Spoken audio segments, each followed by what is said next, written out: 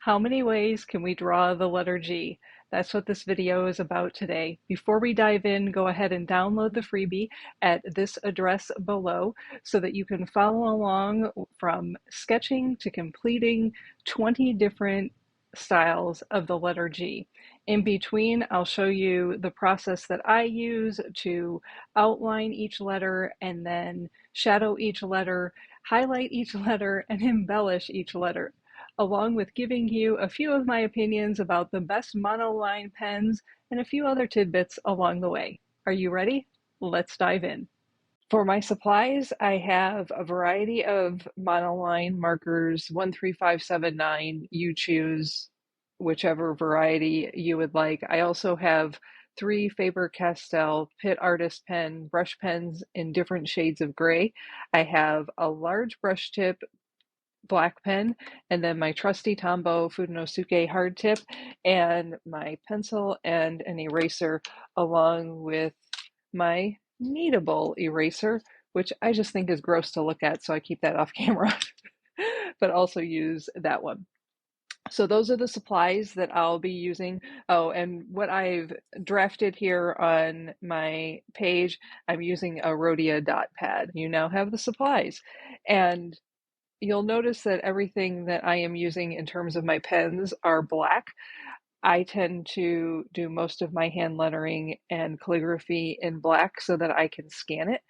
So that's why everything that you see here is black, with the exception of my basic strokes in the letter G.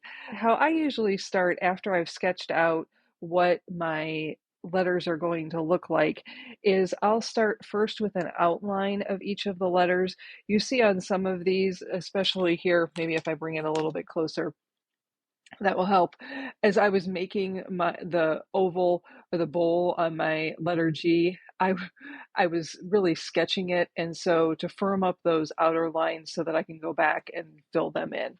So that's where we will start, and we'll start here in the upper right, upper left hand corner with our letter G, and I'm starting with the right in the middle number 5.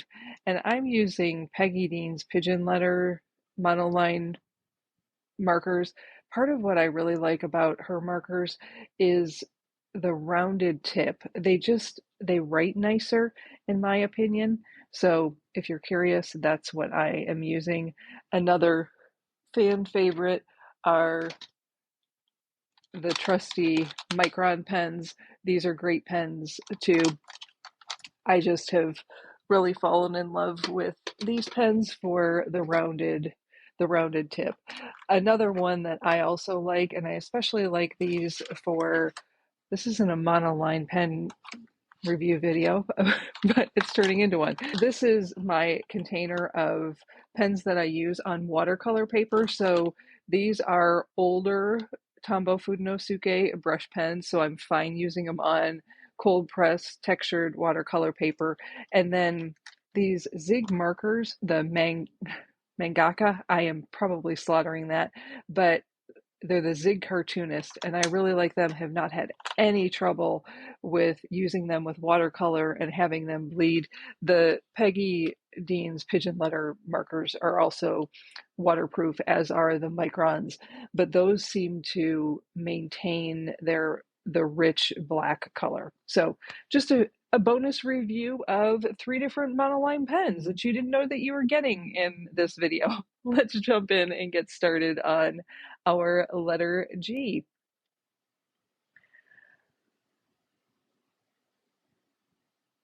Now, I will say this as I am simply tracing this letter. I find, for me, I have the steadiest hand first thing in the morning.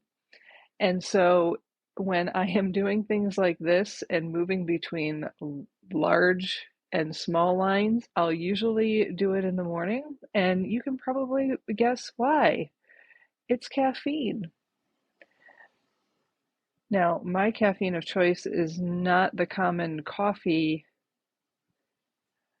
option. Now, let me show you here.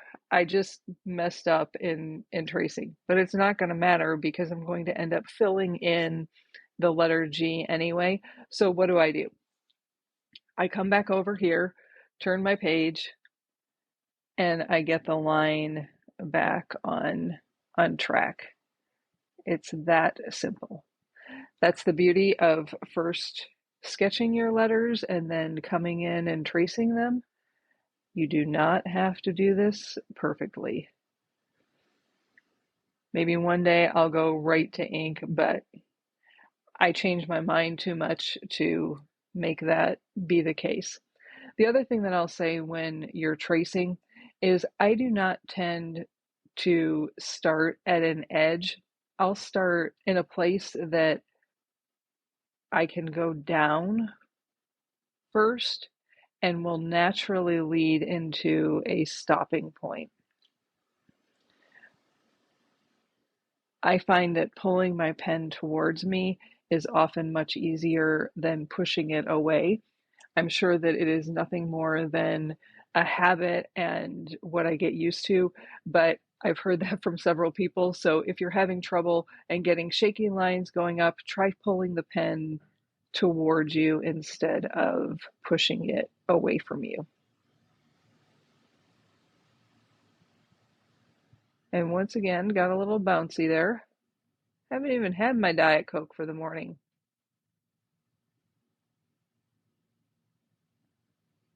Okay, there is our third letter G. Now this one, we have a bit of an italics bubble letter, and we'll trace it.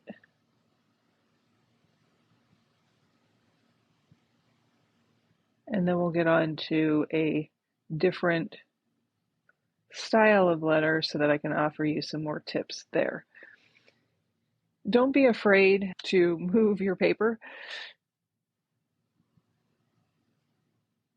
If I was using a notebook that was much higher than this, and I might even do it as we get into filling in these letters, I would likely open this notebook up. Part of why I like the spiral bound notebooks is it allows me to keep my hand flat on my work surface. And if you're finding your hand sticking to things, use a guard paper, just a scrap piece of paper that you can keep your hand on, and we'll keep it moving across the page. It's that simple. Now on this letter, you notice that I have some connection points. And when I was sketching this, I wasn't sure if I was going to keep those or leave them. So when I'm tracing the outline, I'm going to still keep them, and then I'll make that decision when I come to the time that I'm actually coloring them in.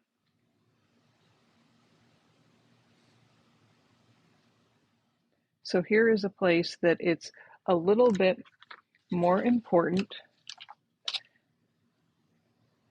to keep the steady lines and have a steady hand, because this might end up being my final letter. We'll just have to wait and see.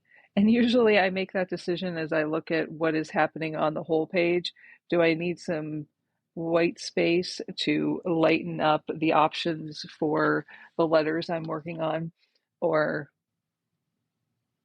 is it time to go bold and keep them nice and dark? Okay, there is our letter G. They're all letter G. Now this one has a spur. If you've ever wondered what these things are called, that is called a spur. So we've stylized this letter G a little bit. Now, usually when I am building a spur or drawing a spur, how I'm going to start is by first drawing the letter and then adding the spur. So draw your basic letter G and then come in and add your pointy edges on it. Because I am tracing my sketches, I've gone ahead and just done that in one line because I've already sketched it. So it's a little easier. Okay, there's number 5. Let's move on to number 6. This is a big guy. Sometimes the form of your letters and the space that it takes up in terms of size give it its character, and that is what I would say for this one is the case. So, and you'll see my hashes on the inside of the letter G. I was thinking on this one that it would be grayed in instead of being filled in black. Sometimes with a letter that's that large, unless you're looking for something that is really bold and standing out, the hashing will give you some dimension, but it doesn't overwhelm you. Now this is a fun one, a typewriter G. You've likely all seen those, but you may not have drawn them. So on the top, it's more of a circle, and then the flattened oval on the bottom.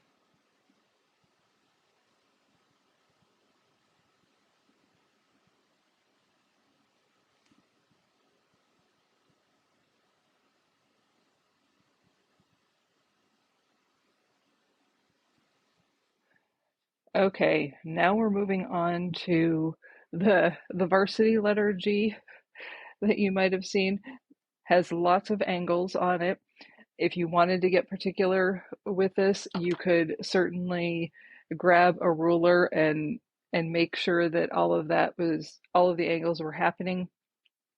I'm doing this for fun. I hope you are too. If I was doing this for something other than fun, I probably would make sure that each of those angles are exact. For now, I like the character that doing this by hand brings, and if there's a couple of angles that aren't exactly perfect, it's okay. That's why we do hand lettering, so that it's not perfect. It has character. The message will still be communicated.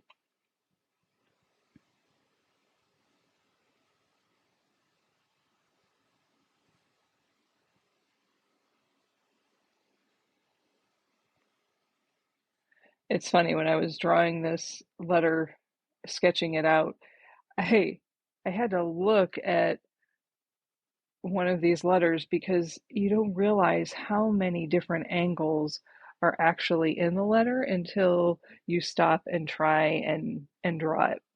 Now, this is a place. I have a circular letter G. Now, I can tell you, I grabbed this washi tape. That's all that it is. It's a almost gone roll of washi tape, and I traced it because I cannot draw a circle to save my life. Now, because I want this outer circle to have a little bit more dimension than what my number 5 is going to give me, and I want to trace this so that we can make sure that what we're doing on the inside is good, I'm going to trace my washi tape again, and I'm using my number 9, so it's nice and thick. Trying to let you see what I'm doing, but also keeping my hands out of the way. Bit of a challenge. I think you've all probably traced something in a circle before.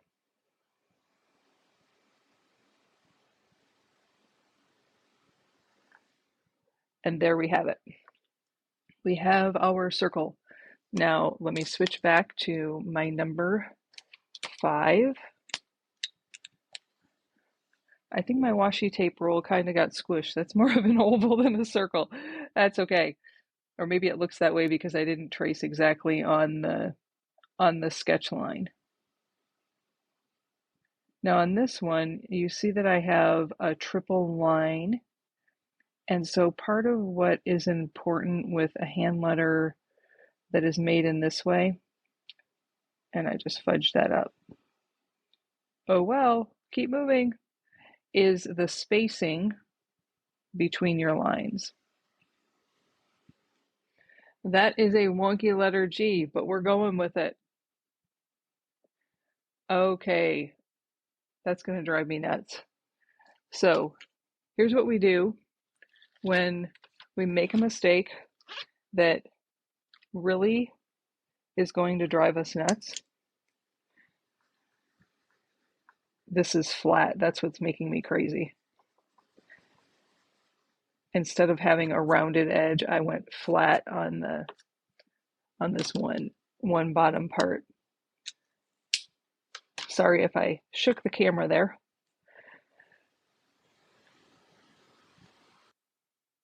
What I use to fix my mistakes is a white Jelly Roll 10.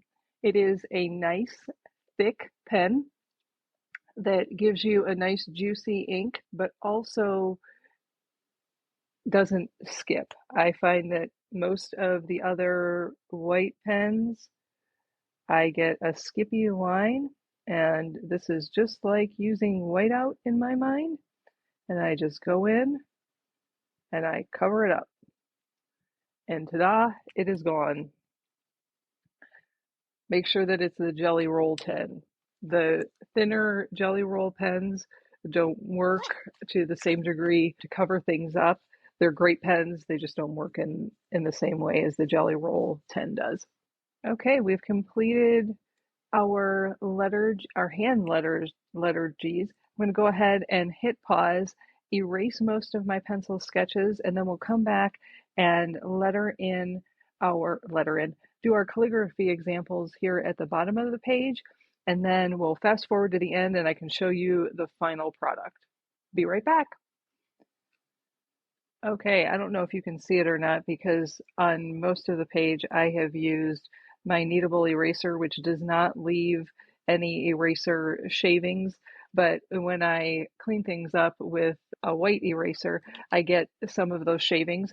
If you've never seen one of these, I want to introduce you to the best thing ever invented. It is a desktop vacuum. I'm going to show you what it does, but it is fabulous for picking up any pencil shavings that are anywhere and taking care of that quickly. You'll see that it's loud. Maybe not loud, just louder. And just like that, all those pencil shavings are picked up. I'll link to this in the description below. It is a fabulous little tool, and as you can see, it's no bigger than my hand. Okay, so I erased most of my pencil lines, and now let's move on to our calligraphy examples down at the bottom of the page. Now, if you've followed along with any of my other videos that are in modern calligraphy, you know that the angle of my page is really important as I write these letters. So we have 8 different examples here, and I'm going to show you these very quickly. I won't even do a voiceover, but fast forward through these. But before I do, if you've never done calligraphy and are using a brush pen, again, I'm using the Tombow Fudenosuke hard tip brush pen, you need to remember that in modern calligraphy, we go thin on the way up and thick on the way down. That means light pressure on the way up, hard pressure on the way down. And these are the basic strokes that build up the letter G. We start with an entrance stroke, move into an oval, then a descending loop, and then an exit stroke. So what you see here on my page is stylizing this very basic letter in different ways. So some of that is with the entrance stroke, some of it's with the exit stroke, some of it is with flourishing, and then you can have tons of fun with the capital letters. So here we go.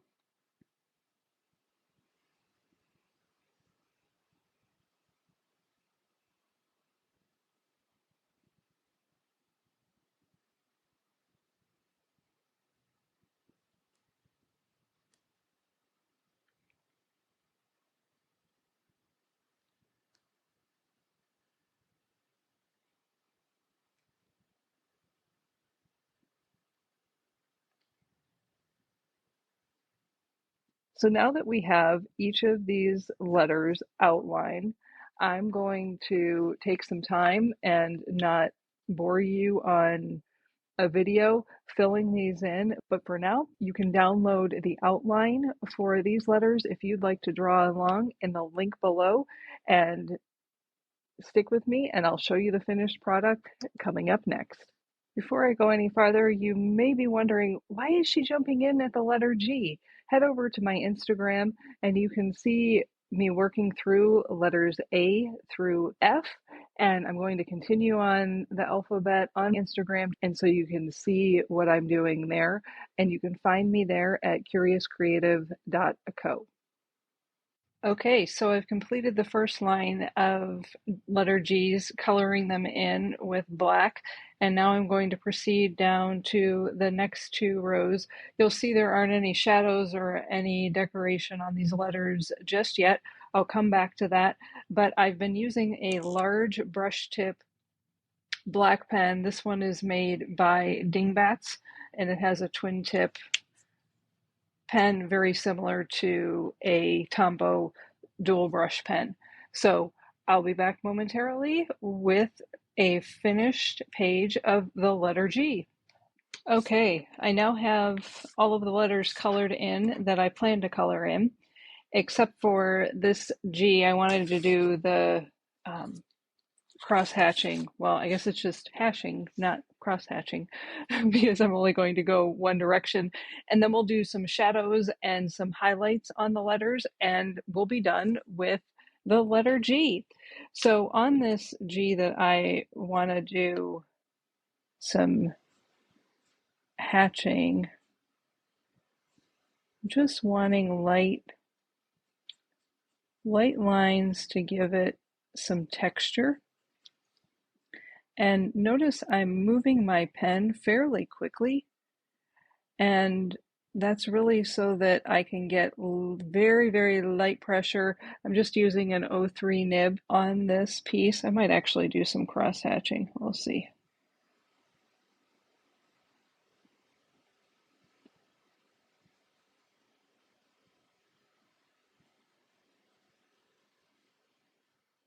So instead of coloring the whole letter G in, this is just another way to give texture and dimension to a lettering piece.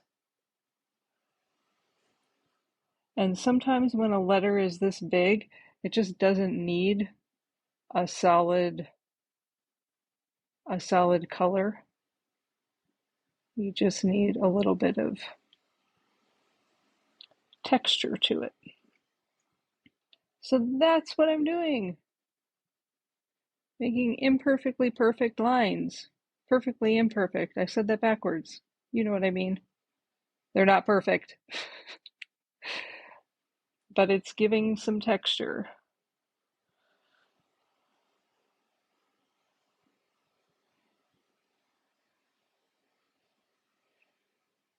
Okay, and let me take a step back and see if there's anywhere that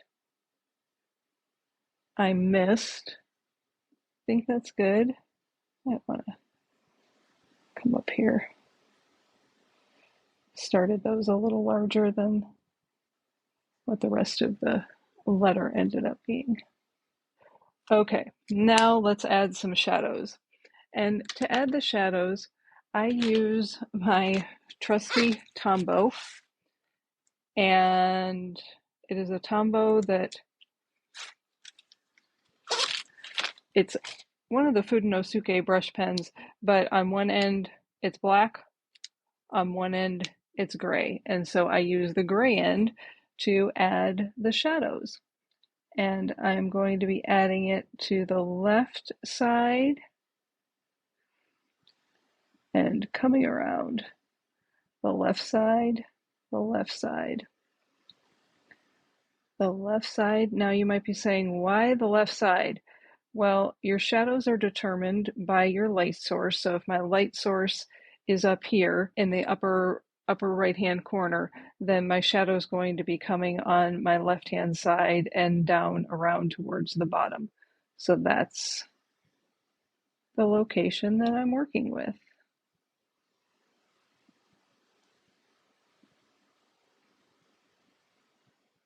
And I found that pick a side that you are going to do shadows on and stick with it. Because when you start doing a full lettering piece, it starts to get complicated. At least in my brain, it starts to get complicated about where does the shadow go as letters twist and turn and move up and down. And the more you practice in one place, the easier it will become to think through, oh, yeah, it's easy enough to say it's on the left-hand side, but when you have a letter that has dimension, what is left can be the question that arises.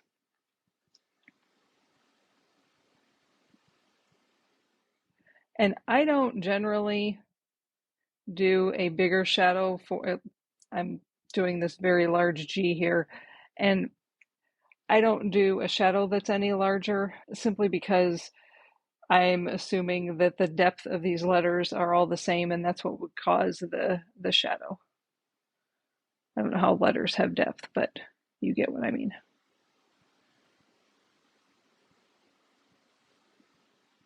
I think this is my favorite G. I don't know why I love typewriter letters so much, but I do.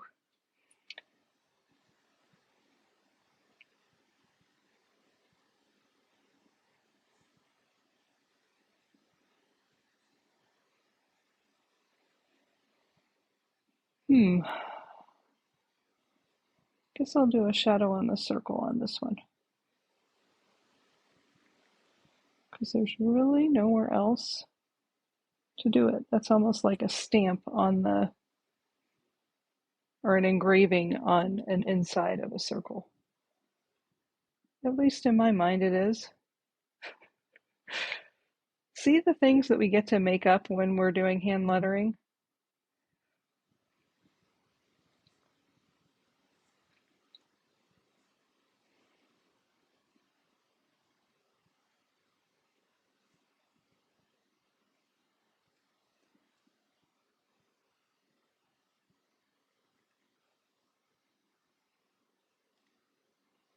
Okay, let me go back and do a little bit of the bottom.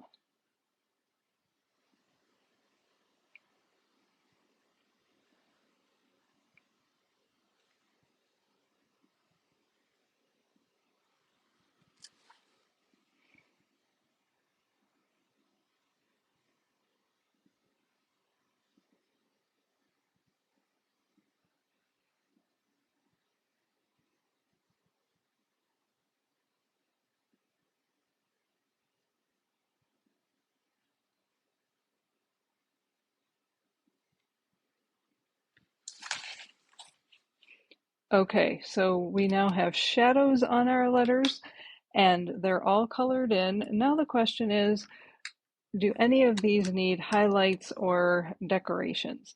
And I think that on the bubble letter G's, it's always fun to do a little highlight, and the highlights will go opposite of where your shadows are located. And then I'm going to do a little 3-circle and dotted decoration. I think I'm actually going to color those in.